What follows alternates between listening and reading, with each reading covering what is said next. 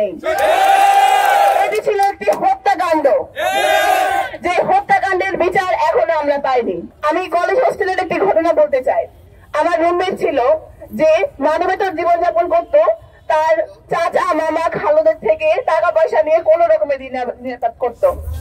আমি বুঝছিলাম না যে কারণটা কি, সে লজ্জায় কিছু বলতো না। আমি যখন বারবার জিজ্ঞেস করতাম, সবার তো বাড়ি থেকে ফোন দেয়, বাসা থেকে বাবা ফোন দেয়, মা ফোন দেয়, তাকে কখনো দেখতাম না তার বাবা ফোন দিচ্ছে, আন্টির সাথে কথা বলতো।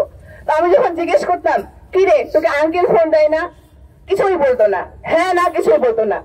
তার যে বাবার কথা বলবে লজ্জায়, এই সমাজ এই স্বৈরাচার আমলে সে হাসিনা এমন সিস্টেম করেছিল যে তার নিজের বাবার পরিচয় দিতে লজ্জা পেত। আমি তার ডায়েরি দেখেছিলাম, সে লিখে রেখেছিল, আমার জীবন থেকে যে 10 বছর বাবা ছাড়া, এই দায় কে নেবে? কেন আমার বাবা আমার কাছে নাই? সেই তার বাবা নিরাপরাধ ছিল, সবাই জানে। অনেকগুলো মামলায় নিরাপরাধ হিসেবে প্রমাণিত হয়েছিল, তারপরেও কিছু মামলা এখনো চলে আছে।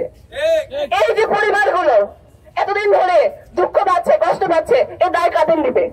বিগত সরকারের আমলে তারা হত্যাকাণ্ড ঘটিয়েছিল, তারা ইন্ডিয়ার দোষর ছিল, তাদের আমলে মানা যায়, কিন্তু এখনো কেন হবে না?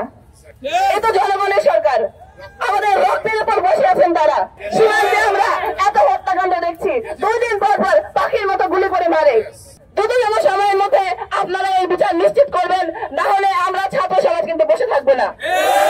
আমাদের পাশে এই ভুক্তভোগীর পরিবারগুলো রয়েছে, আমাদের পাশে পুরো বাংলাদেশ রয়েছে। আপনারা দ্রুততম সময়ে বিচার নিশ্চিত করুন, নতুবা আমরা অচিরে আপনাদের বিরুদ্ধে দাঁড়াবো। আপনাদের গতি নিয়ে আপনারা শঙ্কিত হয়ে যান, সাবধান হয়ে যান।